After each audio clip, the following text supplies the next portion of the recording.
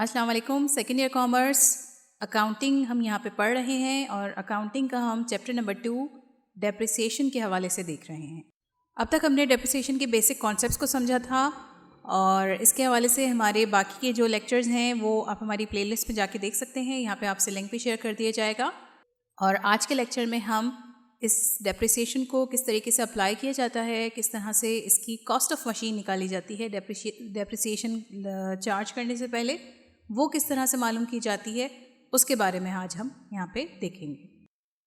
ये आपकी बुक का ही हमने क्वेश्चन लिया है। On November 20th, 2015 mister Ahmed purchase 5 machine at ₹50,000 each. Trade discount in this price was 2% and credit term 3/15 and N/15. Mr. Ahmed paid bill within discount period. He also paid 10% sales tax and the following additional expenses on machine. ठीक है, यहाँ तक आपको समझ में आ गया होगा कि 50,000 रुपये की 5 मशीन्स खरीदी, 50,000 ईच, ठीक है। और इसके ऊपर कुछ उनको ट्रेड डिस्काउंट मिला और कुछ उनको क्रेडिट टर्म्स के ऊपर यानी कि कैश डिस्काउंट मिला उन्हें। इसके बाद फिर मिस्टर अहमद मज़ीद इसमें डिटेल दी हैं इसके बाद कि मिस्टर अहमद ने बिल जो है अपना क्लियर कर दिया विद इन डिस्काउंट पीरियड, यानी कि उन्होंने डिस्काउंट अवेल कर लिया। He also paid 10% sales tax, इसके साथ साथ उन्होंने कुछ सेल्स टैक्स की अदायगी भी की। इसके अलावा कुछ एडिशनल एक्सपेंसेस हुए मशीन के ऊपर। ये सारी मशीन्स परचेज़ करी, उनमें जैसे transportation, carriage and freight charges थे ₹5,000 के। फिर इंपोर्ट या कस्टम या एक्साइज ड्यूटी आप कह लें, वो कुछ उन्होंने अदा करी ₹30,000 की। फाउंडेशन कॉस्ट उनको लगी 5,000 की। फिर इंस्टॉलेशन कुछ चार्जेस आए ₹3,000 की। टेस्ट रन कॉस्ट थी उनकी ₹1,000 की। इंश्योरेंस इन ट्रांजिट था ₹4,000 का। फिर उसके बाद उन्होंने 3 ईयर फायर इंश्योरेंस भी अदा किया 16,000 का। और इलेक्ट्रिक फ़िटिंग चार्जेस थे कुछ मशीन्स के अंदर लगाने के अंदर, जो फ़िटिंग के कुछ अखराजात आए वो 2,000 रुपये के थे। Mister Ahmed paid ₹1,000 to paint the machine. फिर उन्होंने मशीन को बेहतर कंडीशन में लाने के लिए 1,000 रुपये दे के पेंट भी करवाया। And ₹500 to paint the name of the company. और एक उन्होंने एक एडिशनल एक्सपेंस कराया ₹500 का, उसके ऊपर अपनी कंपनी का नाम पेंट करवाया। ही also paid the interest ₹1,500 borrowed for the purchase of machine. इसके बाद उन्होंने कुछ इंटरेस्ट भी अदा किया क्योंकि उन्होंने परचेज़ करनी थी मशीन, जिसके लिए उन्होंने कुछ बोरो किया था मनी, 1,500 रुपये इंटरेस्ट दिया। During installation some part of the machine was damaged and repair at 5,500। फिर कुछ इंस्टॉलेशन के दौरान जब मशीन्स इंस्टॉल हो रही थी, कुछ पार्ट जो हैं वो डैमेज हो गए, उसकी रिपेयर में उनकी कुछ कॉस्ट आई 5,500 की। ऑयलिंग एंड फ्यूलिंग उन्होंने करी 1,585 की। और फिर इस तरीके से स्क्रैप वैल्यू जो है वो 34,000 की इन्होंने यहाँ पे मेंशन कर दी कि ये सारे अखराजात होने के बाद अगर मशीन की यूज़फुल लाइफ कंप्लीट होने के बाद जो उसकी स्क्रैप वैल्यू बचेगी वो हमारी 34,000 की होगी। ठीक है, ये हमें डाटा दिया हुआ है और इस डाटा को फॉलो करते हुए हमने इसकी कॉस्ट ऑफ मशीन निकाली, यानी कि क्या टोटल अखराजात होके मशीन कितने की बनी। 50,000 जो यहाँ पे हमें दिए हैं प्राइस, ये इसकी लिस्ट प्राइस है, ठीक है, यानी कि जिस पे हमने ख़रीदी। फिर उसको हम डिस्काउंट उस पर हासिल किया, उसको हम लेके आए, उस पर कुछ ख़र्चे किए, वो सब चीज़ें मिला के फिर हमारे पास फ़ाइनल मशीन की कॉस्ट आती है। वो किस तरीके से होता है वो अब देख लेते हैं हम। यहाँ पे हम इस डाटा को फॉलो करते हुए अपना तमाम तर चीज़ों को यहाँ पे इस चार्ट के अंदर रखेंगे। Computation of cost of machine compute कर रहे हैं यहाँ पे हम cost of machine. List price of the machine 50,000 into 5 कर लिया। सबसे पहले हमने 50,000 की एक थी, 5 मशीन्स परचेज़ करी थी, टोटल हमें 2,50,000 की पड़ी। इसके अंदर से फिर हम लेस कर देते हैं ट्रेड डिस्काउंट 2,50,000 मल्टीप्लाई बाई 2%। ठीक है, ये आपको यहाँ पे दिया हुआ था ट्रेड डिस्काउंट 2% का, वो 5,000 था। क्योंकि लेस करना है हमने, ये अदायगी हमने नहीं की है, इसलिए यहाँ पे इसका 5,000 आ गया 2%, इसको हमने ब्रैकेट्स में लिख लिया। अब हमारे पास अमाउंट पेबल जो बनी वो बनी 2,45,000 की।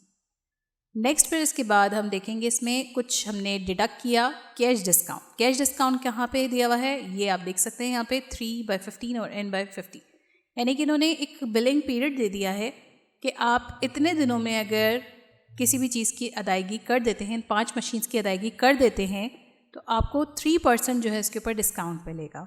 ठीक है, तो अब इसके अंदर हमें कैसे पता चला कि ये डिस्काउंट इन्होंने अवेल कर लिया है? वो ऐसे पता चला कि mister Ahmed paid bill within discount period, ये भी हमें मेंशन किया हुआ था सवाल के अंदर।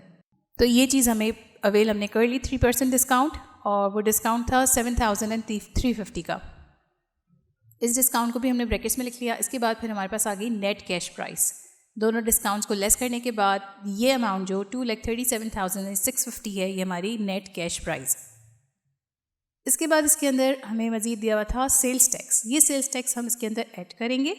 10% हमने जो हमारी नेट कैश प्राइस है उसके ऊपर हमने 10% सेल्स टैक्स ऐड कर लिया, और वो ऐड होने के बाद हमारे पास इनवॉइस या फिर हम इसको बिल प्राइस भी कह सकते हैं, जो हमने टोटल पैसे अदा किए एट द स्पॉट हमने जहाँ पे परचेज़ करी मशीन, वो 2,61,415 थे। इसके बाद फिर इसमें कुछ एडिशनल हमारे एक्सपेंसेस भी थे। उन तमाम एडिशनल कैपिटल एक्सपेंडिचर को हम ऐड कर लेंगे। ठीक है, कैपिटल एक्सपेंडिचर में सबसे पहले हमारे पास आ गया ट्रांसपोर्टेशन और कैरेज एंड फ्रेट चार्जेस। हम लेके आए अपनी मशीन को और उसके ऊपर हमने 5,000 रुपये अदा करे, वो लिख लिए। नेक्स्ट हमने कुछ इंपोर्ट, कस्टम और एक्साइज ड्यूटी अदा करी थी 30,000 की, वो हमने लिख ली। फिर हमने फाउंडेशन तैयार करा था उन मशीन्स को इंस्टॉल करने के लिए, वो फाउंडेशन की जो कॉस्ट आई वो 5,000 की थी। फिर हमने इंस्टॉलेशन करी थी मशीन्स की, वो थी 3,000 की। नेक्स्ट फिर हमारे पास टेस्ट रन कॉस्ट थी 1,000 की। फिर इंश्योरेंस एंड ट्रांजिट, हमने मशीन को जहाँ से परचेज़ किया वहाँ से अपनी फैक्ट्री तक, ये जहाँ कहीं भी लेके आ रहे हैं वहाँ तक लाने के लिए हमने कुछ इंश्योरेंस कराई 4,000 रुपीज़ की। फिर इलेक्ट्रिक फिटिंग चार्जेस थे 2,000 रुपीज़ के, और लास्ट में हमने पेंट द मशीन को हमने पेंट किया था 1,000 रुपीज़। फिर आखिरी हमारे पास इसके अंदर वैल्यू थी ऑयलिंग एंड फ्यूलिंग, वो 1,585 की थी। ये तमाम एक्सपेंसेस डायरेक्टली हमारी मशीन के ऊपर अप्लाई हो रहे हैं। ये हमारे तमाम तर आप पढ़ चुके हैं, कैपिटल एक्सपेंडिचर और रेवेन्यू एक्सपेंडिचर, ये तमाम तर हमारे कैपिटल एक्सपेंडिचर हैं। इस वजह से हमने इन सब को अपनी मशीन की कॉस्ट में ऐड कर दिया। हमने इसके अंदर और भी कुछ देखे थे, जैसे कि हमने देखा था नेम पेंट करवाया था कंपनी का 500 रुपीज़ में, वो चीज़ हमने यहाँ पे ऐड नहीं की है।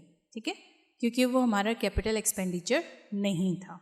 सही, अब इन सब एक्सपेंडिचर्स को जब हम प्लस कर लेते हैं तो हमारे पास वैल्यू आ जाती है 52,585। ये एक्सपेंसेस हमारे ऐड हो जाएंगे हमारी इनवॉइस या फिर हमारी बिल प्राइस के अंदर, यानी कि 2,61,415 में 52,585 ऐड हो गए, तो टोटल कॉस्ट ऑफ मशीन हमारी हो गई 3,14,000। ठीक है, इसके बाद आपको इसी डाटा के अंदर दिया हुआ था स्क्रैप वैल्यू दी हुई थी 34,000 की। ये स्क्रैप वैल्यू हमने यहाँ पे आके लेस कर देनी है। 34,000 हमारे जब लेस हो जाएंगे, ये अमाउंट 2,80,000 वो अमाउंट होगा हमारा, जो कि हम इसको कह सकते हैं कि हमारी डेप्रिशिएबल कॉस्ट है। ठीक है, यानी कि इनवॉइस बिल के ऊपर हम अपनी डेप्रिसिएशन चार्ज नहीं करेंगे, हम लिस्ट प्राइस के ऊपर मशीन्स की डेप्रिसिएशन चार्ज नहीं करेंगे, हम ये तमाम एंट्रीज़ करेंगे, जो चीज़ ऐड हो रही है उसको ऐड करेंगे, जो चीज़ लेस हो रही है उसको लेस करेंगे, कैपिटल एक्सपेंडिचर्स को ऐड करेंगे, और उसके बाद उसमें से हम स्क्रैप वैल्यू को माइनस कर देंगे। फिर जो अमाउंट हमारा बचेगा वो हमारी कहलाती है डेप्रिशिएबल कॉस्ट। ठीक, ये हमारी आ गई 2,80,000। अब हमें पता चल चुका है कि 2,80,000 हमारी डेप्रिशिएबल कॉस्ट है।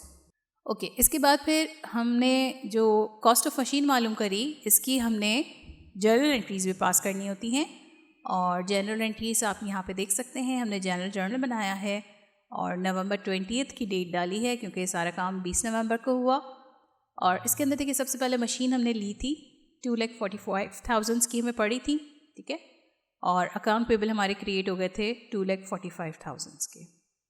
अब इसके बाद जब हमने मशीन की पैसों की अदायगी कर दी, उसी सेम डेट पे करी है, तो अकाउंट पेबल्स हमारे कम हो गए 2,45,000 से, और कैश हमारे पास से चला गया 2,37,000। अब आप यहाँ देख रहे हैं मशीन और कैश। ठीक है, ये हम क्यों इस तरह से हमने इसकी एंट्री करी, यहाँ पे हमने मशीन को परचेज़ करने के ऊपर कुछ डिस्काउंट अवेल किया है। ठीक है, वो डिस्काउंट हमारा क्या है, हमारा कैश डिस्काउंट है 7,350 का, तो उसको हमने मेंशन किया।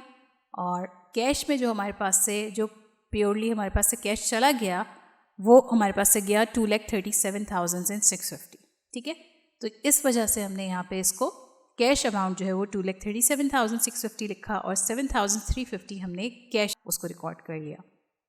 नेक्स्ट काम हमने ये किया कि हमें कुछ सेल्स टैक्स अदा करने थे मशीन के ऊपर, वो हमारे थे 23,765, वो हमने यहाँ पे लिखा। और क्योंकि हमने कैश के अंदर पे करा था इस वजह से हमने कैश को भी क्रेडिट साइड पे कर दिया। इसके बाद आप नेक्स्ट देख रहे हैं ये वो तमाम तरह एक्सपेंसेस हैं जो हमने अभी कैपिटल एक्सपेंडिचर्स लिखे थे। वो सारे के सारे एक्सपेंडिचर हमने एक्सपेंसेस जब रिकॉर्ड कर रहे हैं हम तो उसको लिखेंगे डेबिट साइड पे, और इसके अगेंस्ट हमारे पास से कैश जा रहा है तो कैश हमने लिख लिया क्रेडिट साइड पे। इन सब का सम हमने करा था तो 52,585 आया था, वो कर लिया हमने। इसके बाद इन एक्सपेंसेस को हमने क्लोज करना है to record transfer of initial expenses to the machine account. ठीक है, मशीन अकाउंट में हमने डालना है, तो मशीन अकाउंट में डालने के लिए हमने सारे एक्सपेंसेस को क्रेडिट साइड पे कर दिया और ये सारे एक्सपेंसेस हमारे किस में ऐड हो गए, मशीन के अंदर ऐड हो गए। ठीक है, तो मशीन को हमने डेबिट कर दिया। मज़ीद इसके अंदर कुछ और एक्सपेंसेस हमारे हुए थे जैसे कि fire insurance, painting expense, interest expense, repair expense. ठीक है, ये कैपिटल एक्सपेंडिचर नहीं थे लेकिन ये हमारे एक्सपेंसेस हुए थे, हमें सवाल में दिए गए थे, तो उन सब की एंट्रीज़ भी हमने यहाँ पे पास कर दी। और क्योंकि कैश गया हमारा इस वजह से हमने कैश को भी यहाँ पे रिकॉर्ड कर लिया। ओके, इसके बाद फिर इसमें अगली जो रिक्वायरमेंट थी वो आपको मशीन का टी अकाउंट बनाना था, लेजर बनाना था। यहाँ पे लेजर बना दिया गया है। सबसे पहले 28 नवंबर को हमारे अकाउंट पेबल क्रिएट हो गए थे 2,45,000 के। उसके बाद अकाउंट पेबल्स कम हो गए क्योंकि हमें कैश डिस्काउंट अवेल किया था 7,350 का। फिर नेक्स्ट हमारे पास सेल्स टैक्स था, ट्रांसपोर्टेशन, और ये तमाम तो वही एक्सपेंसेस हैं जो कि हमने साल के दौरान में किए। ठीक है, तो एक्सपेंसेस हमारे डेबिट साइड पे रिकॉर्ड होते हैं, टी अकाउंट के भी हमने डेबिट साइड पे तमाम तरह चीज़ें रिकॉर्ड कर ली हैं। इसके बाद इन सब का सम करा, इन सब के सम में से हम इसको माइनस जब करते हैं तो हमारे पास बच रहा है 3,14,000। 3,14,000 को हमने बैलेंस सीडीए में डाल दिया। ठीक है, यानी कि ये वो बैलेंस है जो कि हम अपने नेक्स्ट पीरियड में लेके जाएंगे। अब मशीन की वर्थ जो है वो ये हो चुकी है 3,14,000 की। अगर आपको याद हो तो अभी हमने डेप्रिशिएबल कॉस्ट जो निकाली थी वो भी 3,14,000 ही आई थी। ठीक है, तो ये वो कॉस्ट है जो कि हमारी डेप्रिसिएशन जिसके ऊपर चार्ज होनी है। ठीक है, तो बैलेंस बीडी में हमने 3,14,000 कर दिया। दोनों साइड्स को इक्वल ले लेंगे, ये हमारा यहाँ पे टी अकाउंट कंप्लीट हो गया।